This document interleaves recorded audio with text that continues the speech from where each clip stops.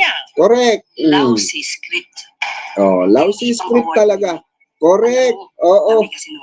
Correct. Tama si Yusek Claire Castro. Alam mo kasinungalingan. Kasi ultimo tayong mga nakakapanood, mga kababayan, kami mga vlogger, masusi po namin pinag-aaralan details by details bago namin i-content yung mga bagay na may mga kabuluhang kagaya nito, mga kababayan. Importante ito bakit po?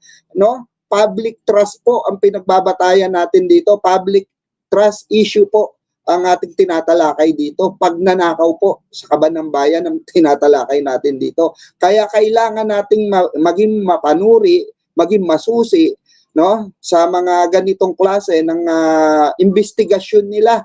Diba? Dahil hindi po biro ang pinag-uusapan dito, bilyon, trilyong piso ang mga pera po na di umano ay dineliver nila kung kani-kaninong Poncio Pilato, diba? Nagre-react ng matindi. Oh. We are not following any script. Oh. We are not after any award.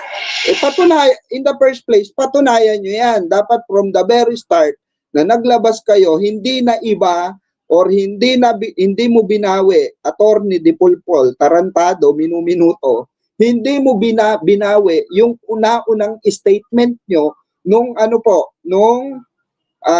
sila ay lumabas itong tinatawag na 18 or 18 caliber na ex-Marines o ex-Navy, 'di ba? Dapat doon pa lang mga kababayan, inilatag na nila at yung kanilang affidavit ay binasa na nila, 'di ba? At hindi na binawi 'yon, hindi na wala After that issue mga kababayan, nung nabisto po ng taong bayan at kumalat sa Facebook po yung pag-a-analyze ng ating mga kababayang Pilipino na merong lapses or merong naiba dahil nadamay nga si Laila de Lima, mga kababayan, si Madam Laila de Lima, na di umano ay nakatanggap din ng pera. Binawi po. Kahit po kay Senator Sonny Trillanes, binawi din nila.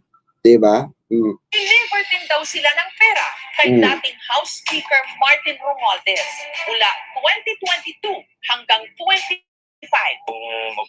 Unang operation na nasamahan ko, ma'am, yung nag-deliver kami ng halos 50 na maligta kay dating speaker mo. Saan kayo nag-deliver kay speaker? Yung sa time ko po, sa 40.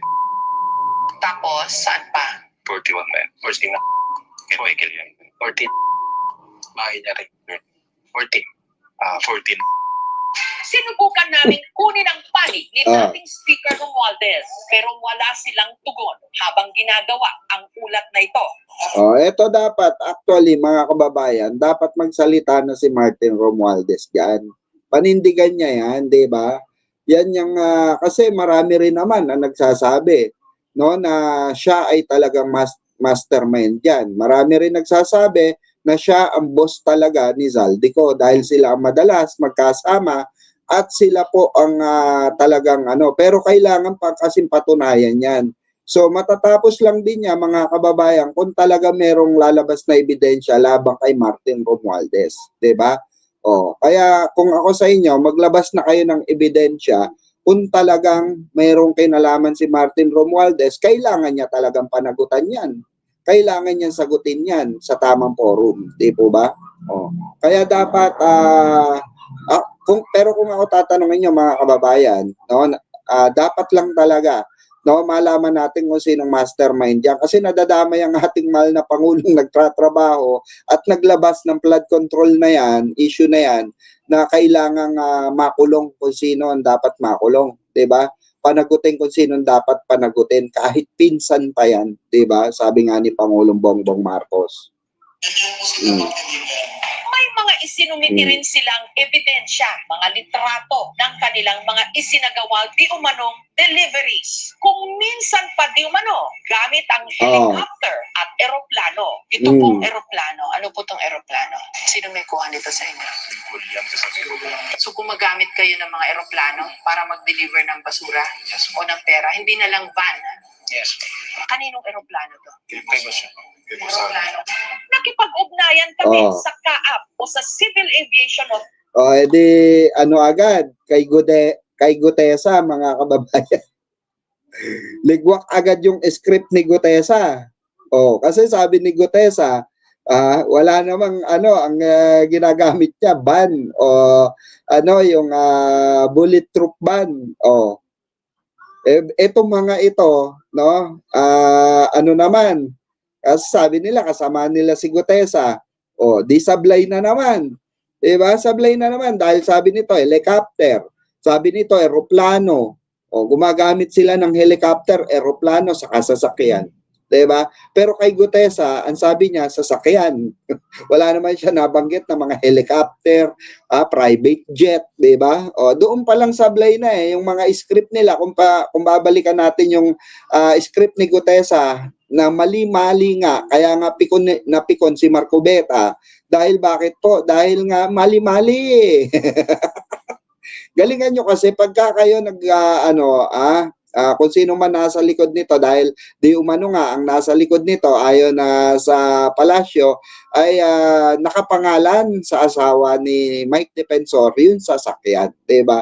O sino ang iisipin ng taong bayan na nasa likod nito? O malamang sa malamang ikaw, Mike Defensor, 'di ba? O hindi kung sinong Poncio Pilato diyan, no? Malinaw na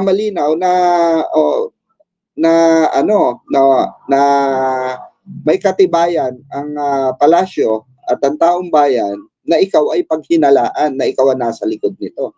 'Di ba?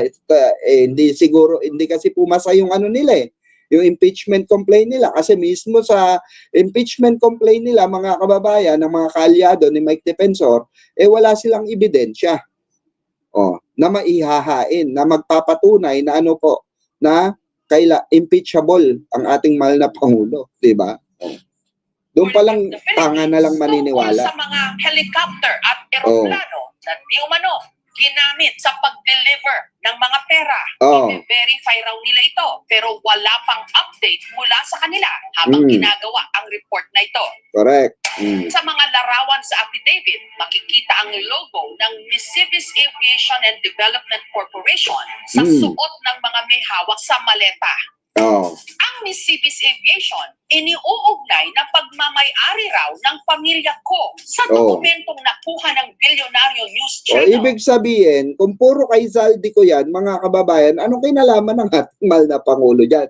Dapat yan talaga inilatag nyo kasi may ebidensya nga kayo. In the first place, dyan pa lang, diba, inugnay nyo na ang ating mahal na Pangulo, dapat meron ka ng ebidensya talaga na may lalatag dyan.